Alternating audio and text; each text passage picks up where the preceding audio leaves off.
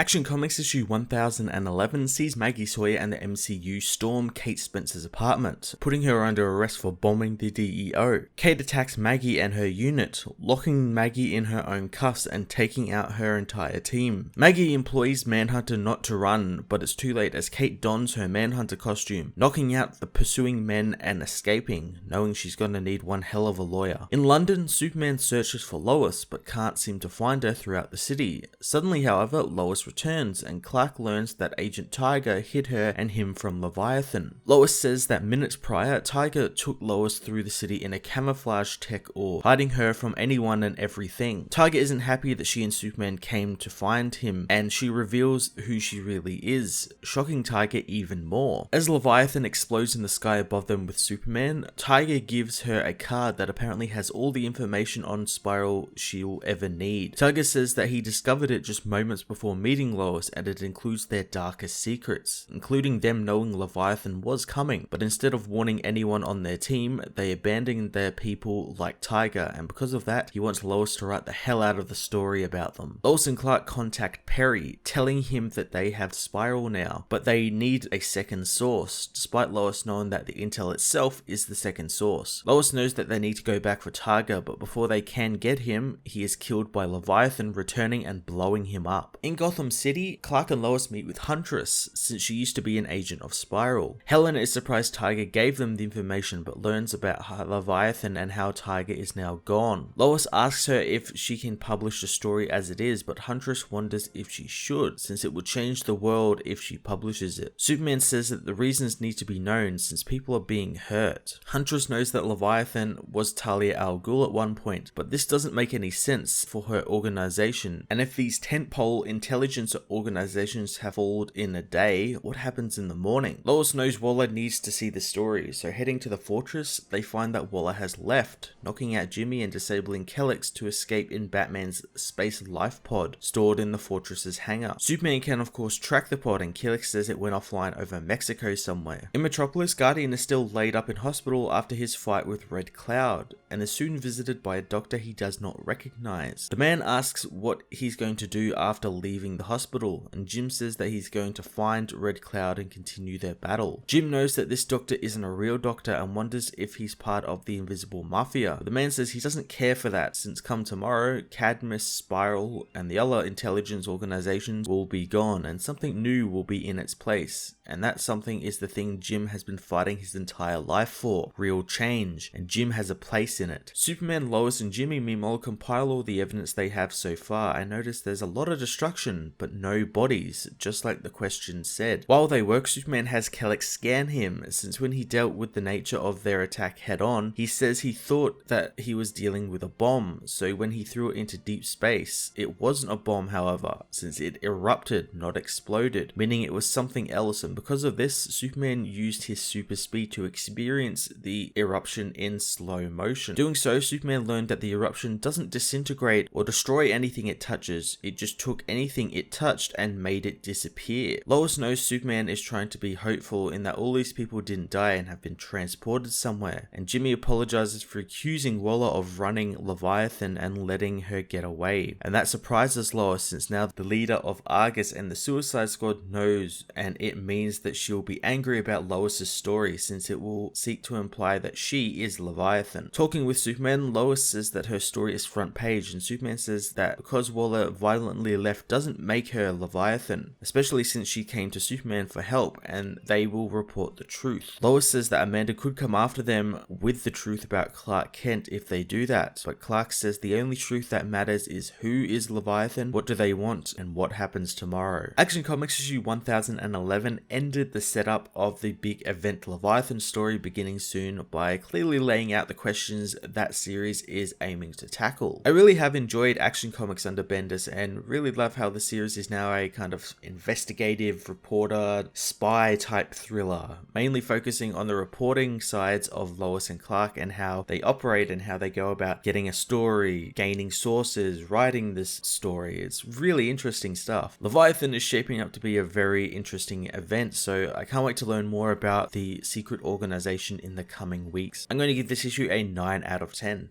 Hey everyone, thanks for watching my newest video. If you enjoyed it, you might also like to check out my other reviews here on my channel. You can also follow me on various social media platforms like Twitter by searching Matt_FOS, or even join the Comic Multiverse Discord server and chat with other comic book fans, including myself and Joel from Cape Joel. Want cheap comics and trades? Head over to the book depository with the link in the description to get the cheapest trades and comics around, along with free shipping anywhere in the world. Until next time, this has been Matt of the Fortress of Solitude. Thank you so much for watching.